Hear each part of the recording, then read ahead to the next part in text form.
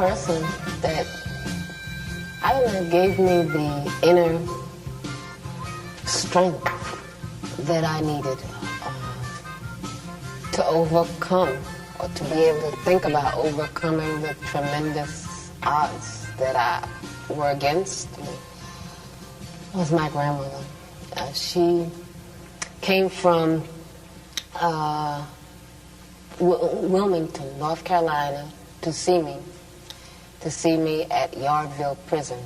I was in that prison. I was put in a maximum security unit, in a cell with 2 guards in front of the cell 24 hours a day, and a cell between 2 gun towers that could train their guns directly on the cell.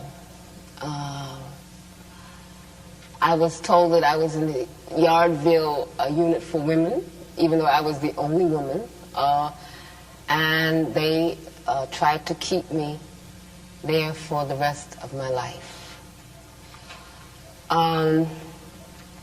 My grandmother came to visit me there to tell me a dream, and she came with all of my family, and everybody was happy, and I'm like, what's happening with y'all? And they said, no, she had a dream, and I was like, okay. And so my grandmother's dream was that she was dressing me, that she was in an old house that she lived in when she lived in New York still, and she was putting clothes on me. I said, is that the dream? She said, that's the dream. And I said, well, was I little or big? She said, no, you were big. So I said, oh my God, the only time people dress anybody when they're grown is when they're dead. And so she said, no, I know what you're thinking, no. What this dream means is that you are going to leave this prison. I don't know when, but it's going to be much less time than you've already spent here. And, I didn't understand the dream, to be honest. It didn't make any sense to me. What does this have and wearing clothes have to do with getting out of prison? But my grandmother has always had dreams, and her dreams have always come true. I don't know how my mother walked her trouble down. I don't know how my father stood his ground. I don't know how my people survived slavery. I do remember, that's why I believe. I don't know why the rivers overflow their banks. I don't know why the snow falls and covers the ground. I don't know why the hurricane sweeps through the land every now and then. Standing in a rainstorm, I believe.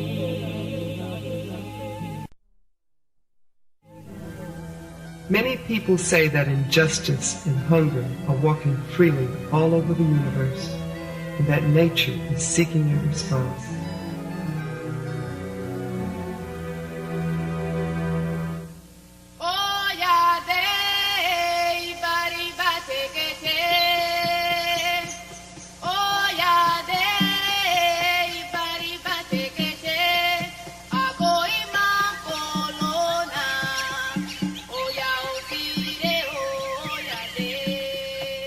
The moon and the sun once asked the earth, where are the women warriors?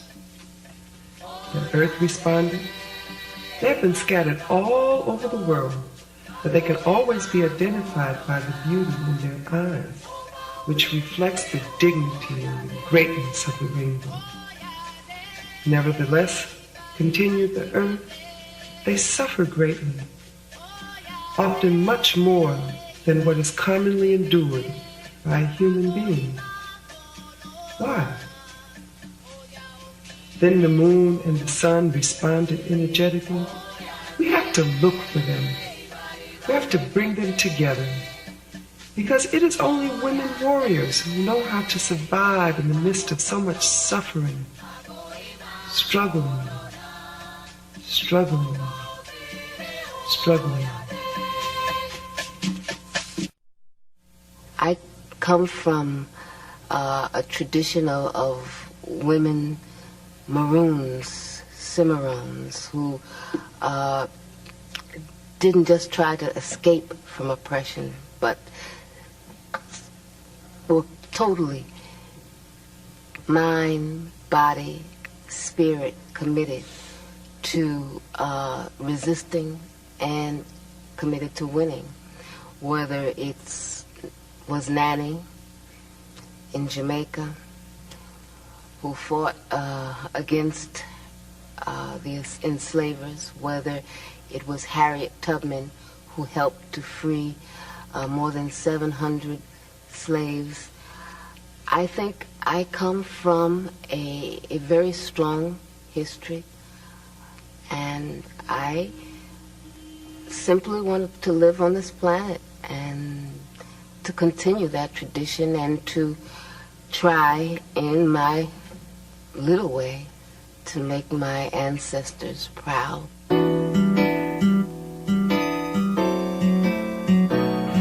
I want to live in a country where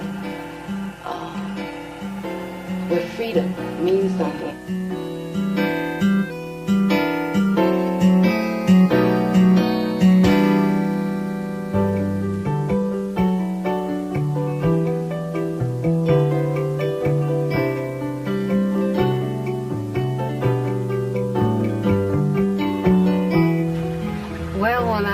To Cuba, I really didn't know what to expect. I had these like crazy images, because even though I considered myself a socialist, I considered myself someone who really identified with the Cuban Revolution, I had been raised on a diet of anti-communism. And so I came here and I was like expecting, first of all, everybody to look like Fidel. I thought everybody was going to wear green fatigues and stuff. It was just like a crazy thing. And I thought people would be talking like the revolution. You know what I mean? I just had these crazy stereotypes. And then when I came, it was like, wow, a whole new world. The first thing that hit me was, just how beautiful the nature is here. Whether it's the sea, whether it's the plants.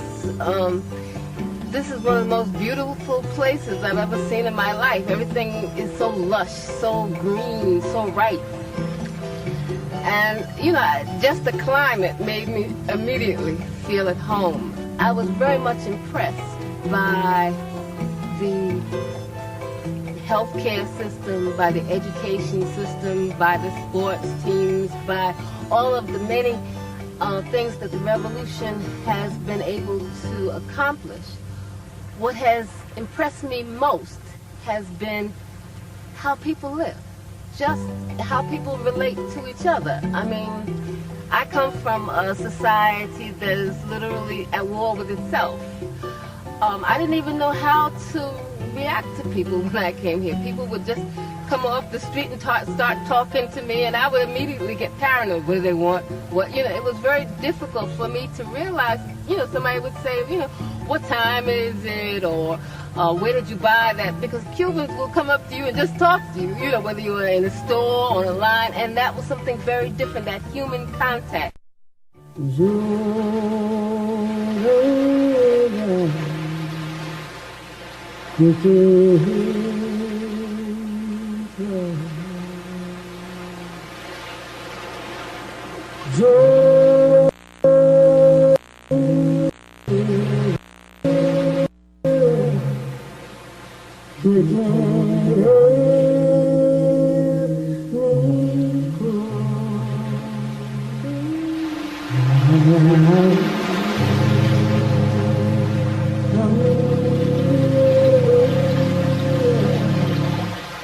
I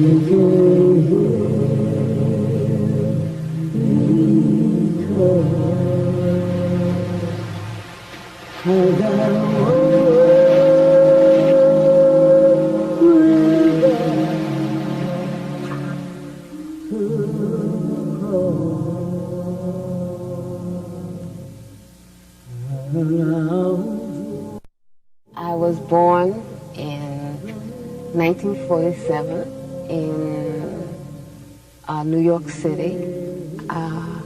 I lived with my mother and my aunt and my grandparents in a house in Queens, New York, in Jamaica, Queens.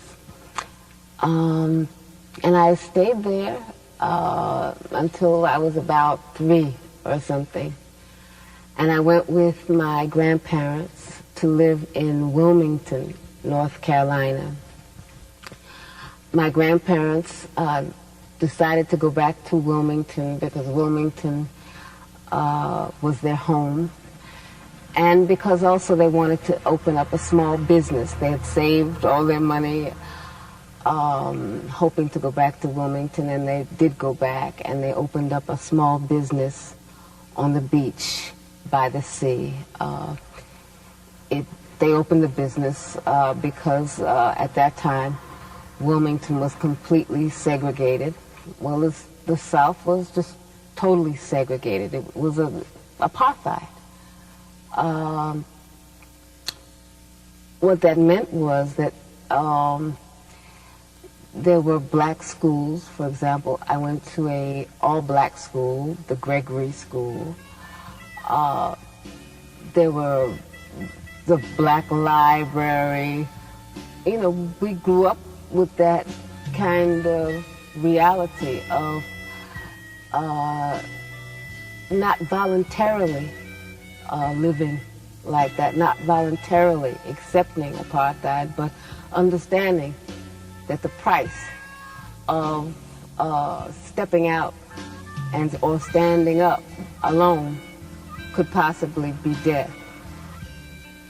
From slavery, the idea of political prisoners started. We were political prisoners brought here from Africa. We were political prisoners in the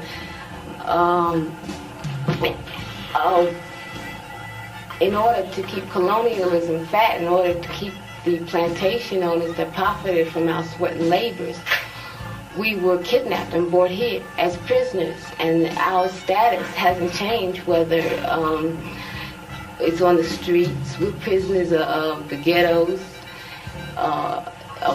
in Harlem. We're prisoners in small tenements. We're prisoners of urine smelling hallways. And I mean, I've always been a prisoner. I've never been free in my life. I don't know what freedom means. Sitting in this place on this plantation, you know, you think back to what those slaves had to deal with, and that probably the only beauty that they saw was the human beauty between them and the beauty of the sky and of the trees and of the grass. And I think that probably helped them to survive, to stay alive internally, spiritually. Growing up, you know, by the sea and seeing the beauty of this planet, it was hard not to really have a profound respect for this planet, for nature. My grandmother, she could not stand people throwing paper on the floor. I mean, she could not take that. That was a crime for her, because what it meant, you know, she would say, look at these grown people, you know, what's wrong with their hands? They can't hold the paper until they find a trash can, you know. I think that how we live in this earth is very much tied to how we think about nature. And so I think that it's important for African people and all people who appreciate living to make sure that our children and our grandchildren have a planet that is livable. And that means to make very serious changes in the order of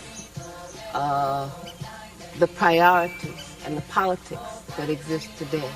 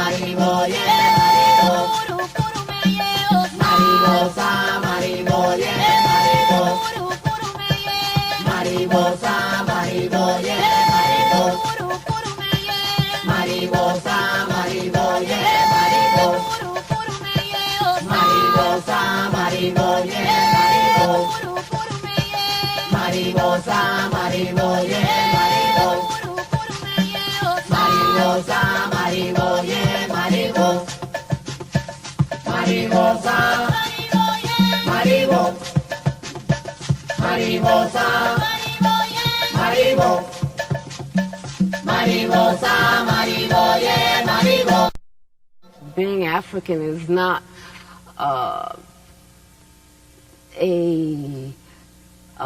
matter of race. It's a matter of a history, of a culture, of a struggle of a people. And the important thing is to be able to remember that, not to be disassociated from that, not to be torn from that, to carry that on into the future and to carry that on in changing the future.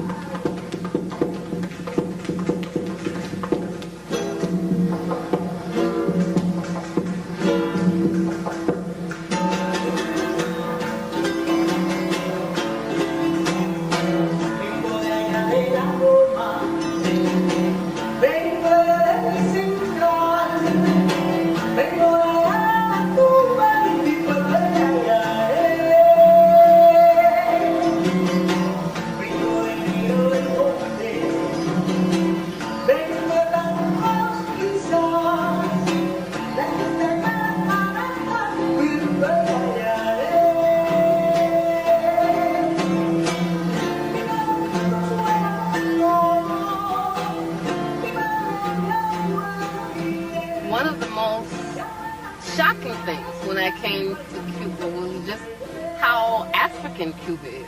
I mean, I didn't realize that there were this whole huge number of African people on this island. I had no idea because the projection is very different, how you are taught to think about Cuba in U.S. media. So I was really shocked. And then I began to be exposed to the culture, and the culture is so rich, whether it's in dance, whether it's music. It's so African. There's the rhythm, there's the drums,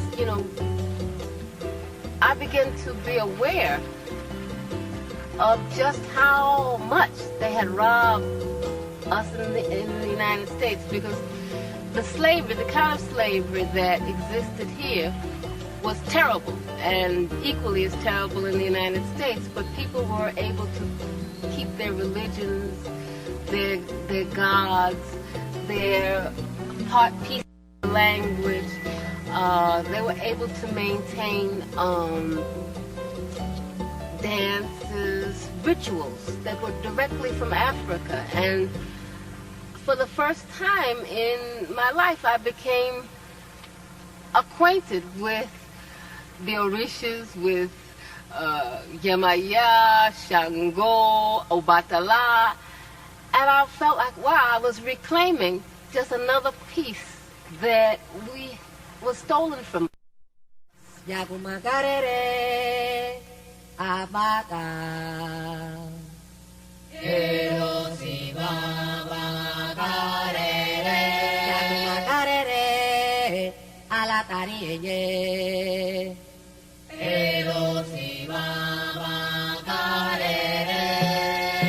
Moro, Coro, como temero, Modena, que momo te mata. Moro, coro, como temero, Modena, que momo te mata.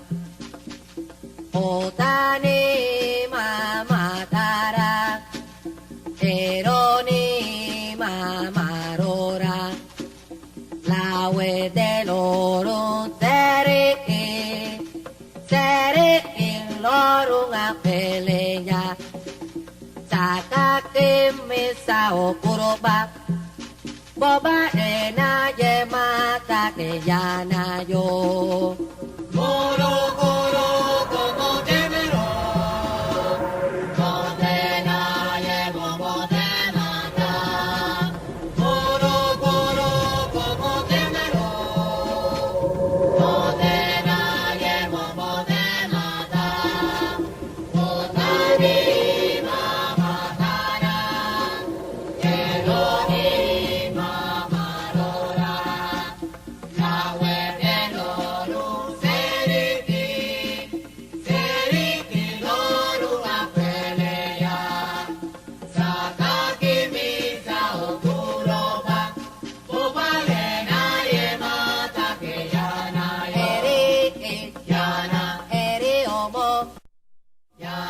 The Black Panther Party came under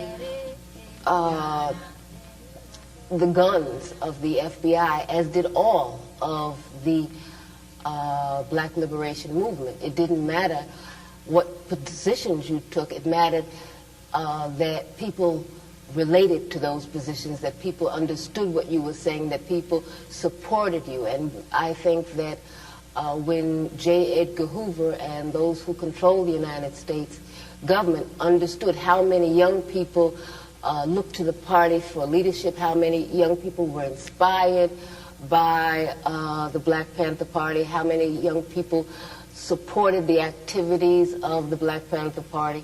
And it was, people, just ordinary street people, working people, mothers, grandmothers who would come to the office and bring clothes, come to the office and make donations. So the government just perceived us as a threat because they understood that we were serious, they understood we were telling the truth, and they understood also that we were becoming a much more sophisticated opposition. We were not just the piece of pie opposition, but that we wanted a real structural change in the United States. And so we took very clear positions. We opposed the United States government intervention in Vietnam. We opposed the blockade against Cuba and all of the other U.S. policies that were hostile to the Cuban Revolution. We opposed the United States policies of supporting apartheid in South Africa. We opposed all of the U.S. government's imperialist policies against all progressive people's struggles. By the 1960s, end of the 1960s, the Black liberation movement became the main target of the counterintelligence program. And what they did was to try to neutralize all of our leaders, to prevent young people from coming together and uniting. And so what they did is try to pit organization against organization. They tried to pit leaders in the same organizations against each other.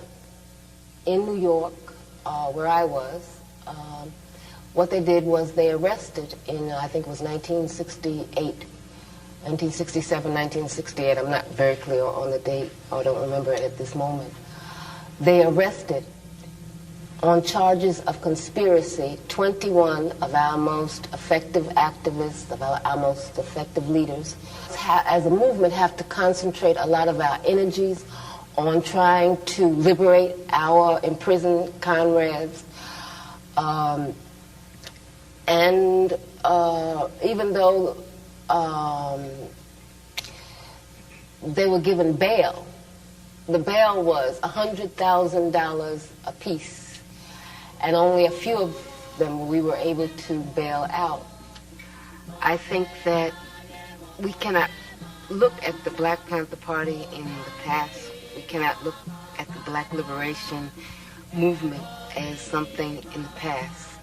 African people are still not free, and there are still many, many political prisoners in the United States. It is time for us to demand total, immediate amnesty for all political prisoners and prisoners of war. If we do not take ourselves seriously, if we do not take our movement seriously, then we will have to hang our heads in front of our ancestors.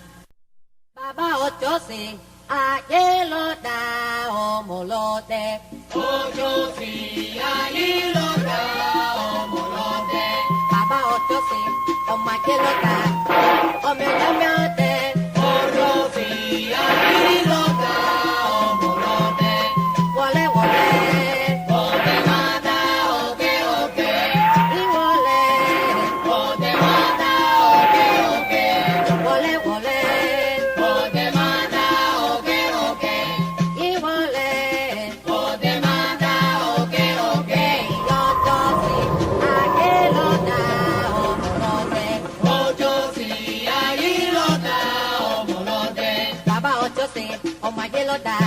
Omelote, Ochosi, Ayeloda, Omolote.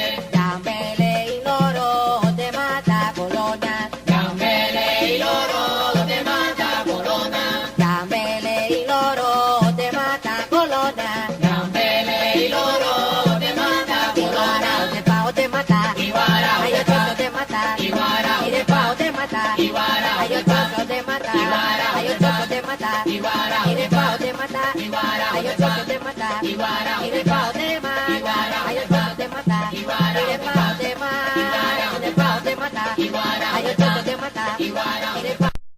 Where I was kept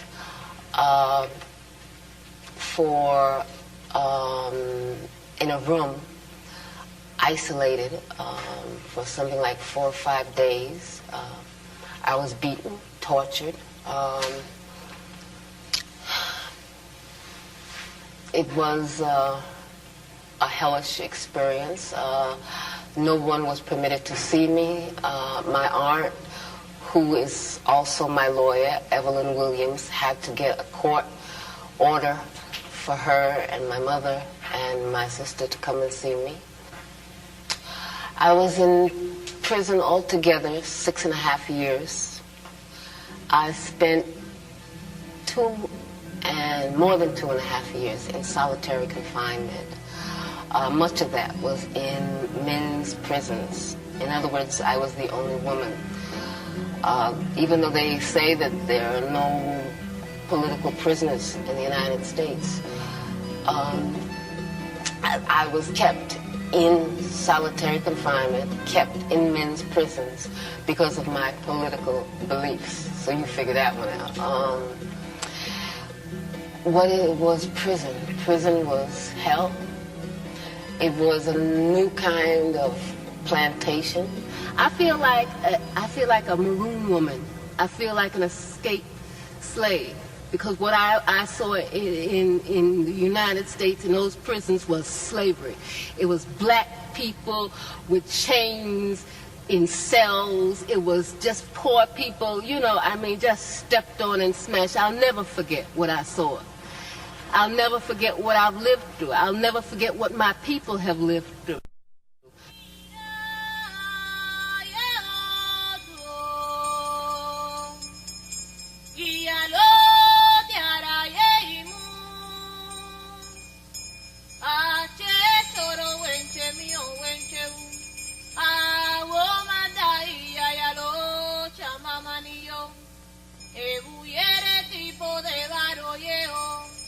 Irabona de cuna cuere piosu, mowilori, mowilora, ogamba eche, alamono yefa. We started to, I don't know, to feel tender toward each other. We started to feel an attraction, to feel like human beings again, I guess is the word for it. And the subject of sex came up, and we thought about it, and we talked about it. And it was really heavy. It was a heavy, heavy thing, because, I didn't know how to feel. Because so much that was around us was like slavery, it was like very clear they were out to wipe us out. And it was real. It wasn't any fantasy, wasn't any joke. They were out to take our heads.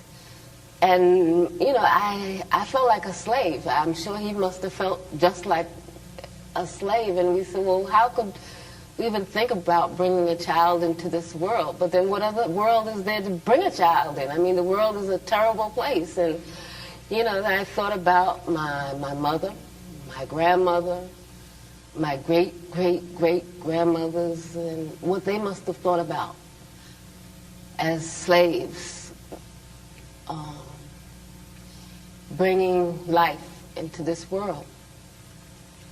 And, we just decided that we were going to live, we were going to live, we're going to struggle, and we're not going to kill our own hopes. We're not going to kill our own life. We're not going to kill our right to live. And so we just decided to be human beings, to be people. In spite of all the people that were trying to squash us down and all the forces that were trying to dehumanize us, we decided to be human.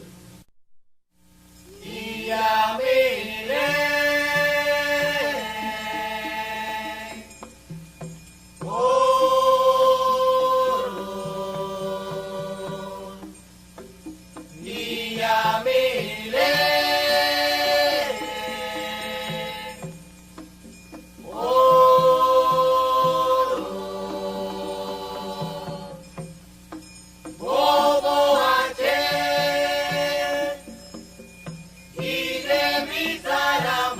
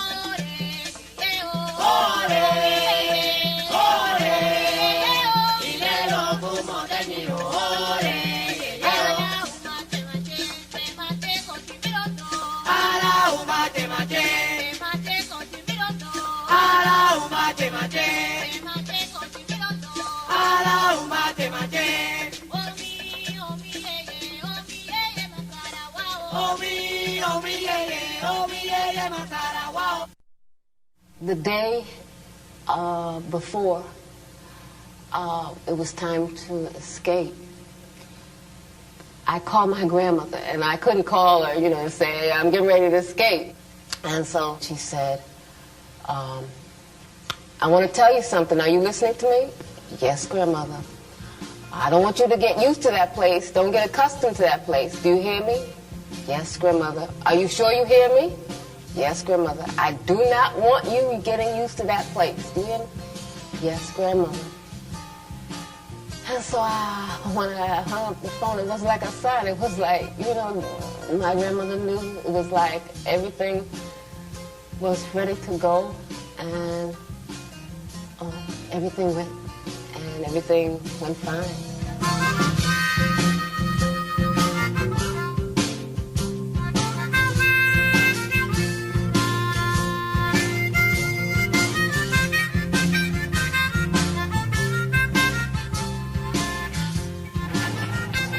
I think that the only way that we're going to realize freedom, justice, equality, decent living for people is if there's a complete change. Everything has got to be turned around, and that's a revolution, a complete change.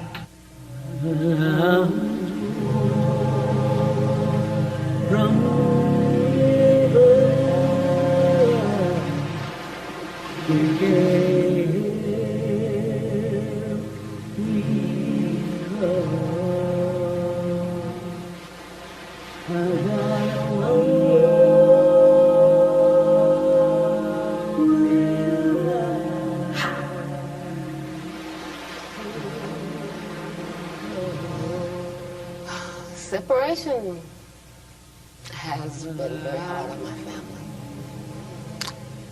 I'm sure in other eras, I don't know, after slavery, people went around looking for their family, looking for the marks that they put on their children. So I'm sure there's a lot about my family's separation and the pain that I don't know, whether it's in the coast of Africa or the coast of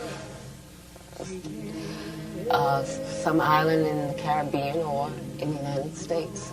Separation is a real part of being African in the Americas, being slaves or ex-slaves. In my own case, prison has meant separation, exile has meant separation, and, well, I'm going to be real right now, because I can't be any other way. Today, my mother died, and I didn't know if I could do this, but since I didn't have anything else to do, and I figured this was the best homage I could pay to my mother, is to try to carry on her tradition, what she passed down to me, what my grandmother passed down to her, and what their foremothers passed down to them. I hope that I can live up to my mother's example, and I hope I can live up to my ancestors' expectation of me, because I really believe that I have a duty to all those who have come before me, to all those who lie at the bottom of the ocean, to all those who lost their lives, whether it's in the cane fields or the cotton fields or, hanging off some tree, to continue this struggle and to continue to love and to continue to believe and to continue to try to be human. to be giving, to be loving.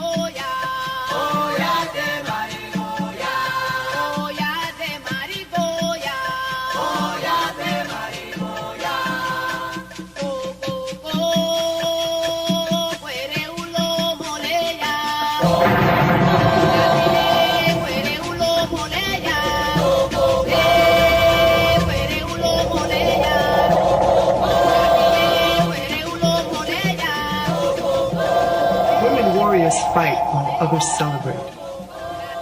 It is only they who see the dreadful colors of suffering. It is only they who perceive where the intense splendor of victory is to be found. Because warrior women are the eyes of the rainbow, the eyes of the rainbow, the eyes of the rainbow.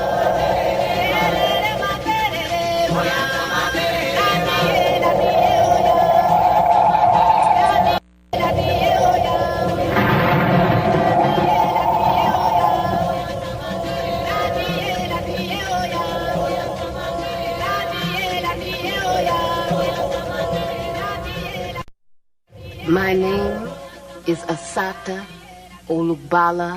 Shakur. Assata means she who struggles. Olugbala means for the people. And Shakur means the thankful. It is a name that I took to carry on the name of Zaid Malik Shakur in honor of his family and in honor of the forces of beauty and good on this earth, which I'm very grateful for. That is my name.